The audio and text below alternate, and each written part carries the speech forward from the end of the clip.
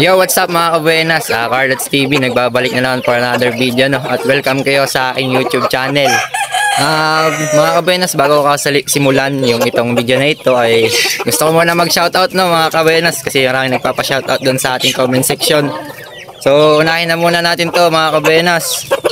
Rawi Antulihaw ng Valencia City, Bukidnon. Stephen Espanyola ng Laguna. Dak Pato TV ng Davao de Oro, Ruel Valle ng Davao City, Crisostomo Family ng Kingdom of Bahrain, Ferdinand Sumera Cruz ng Bulacan, Harobilla Family ng Bacolod. Napakadaming nagpapa-shoutout mga kabuenas. Maraming salamat sa inyo, no? So ito mga kabuenas, Jun Mejia ng Pangasinan, Brian Kin Bansuela ng Mindanao, Narca Family ng Matanao, Davao del Sur, at si Davinson Soto ng Marinduque. Mga kabuenas, shout out sa inyo. Maraming salamat po sa support at panonood ninyo. Ingat po kayo dyan kung nasan man kayo, at manood po kayo palagi ng ating mga vlogs na ginagawa, no? Ayun mga kabuenas, bali para sa ating video ngayon, gagawan lang natin ng content yung nagsabi dun sa ating comment section, no? Kasi may nakapansin dun sa ating binabae na nabili dito sa aming Doro sa halagang 700, na yun daw ay may senyales o senyalado, no? So mga kabuenas, nandito ako ngayon sa video na to para ipakita kung ano ba yung senyales na sinasabi nila. Mga kabuenas, ako naman ay hindi bago sa mga ganun, at ako naman ay isa sa magbumanok na naniniwala din sa mga ganun. Wala namang masama kung maniniwala tayo at wala ding mawawala, no? So mga kabuenas, ano nga ba yung senyalis nung binabay nating nabili, no?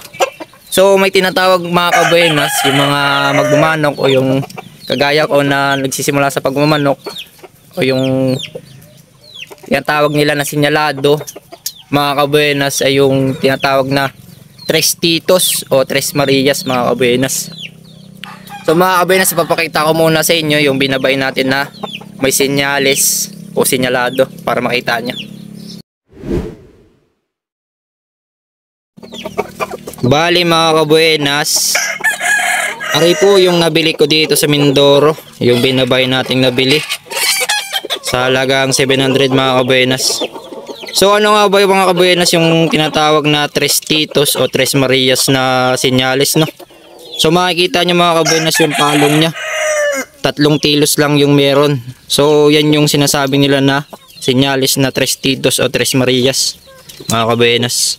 Mapapansin nyo mga kabuenas, oh, 3 lang yung nasa palong nya, yung 3 kilos.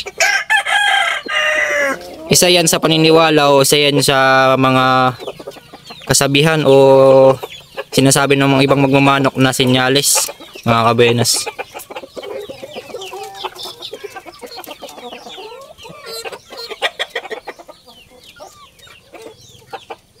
Yan mga kabuenas, bali itong mga manok na may gantong senyales daw mga kabuenas ay matapang sa labanan, walang inaayawan. So wala namang masama kung maniniwala tayo at wala ring mawawala.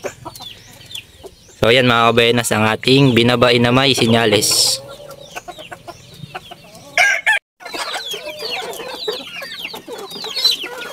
Bali yan mga kabuenas, pinatuka ko na siya ng kanyang pagkain.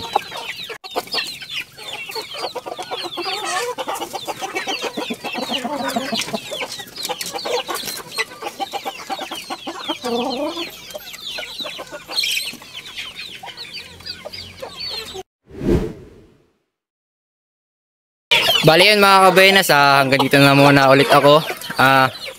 Dun sa mga gusto magpa-shoutout po mga kabuenas, no, paki-comment na lang. Tapos kung nanonood ka ng mga ditong klaseng video, pakilagay na rin kung tagasan ka para alam natin kung saan nakakarating yung ating mga ginagawang video, no.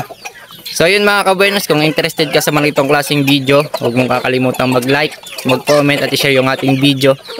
At huwag mong kakalimutan na i-subscribe ang ating YouTube channel, Carlots TV. Maraming salamat.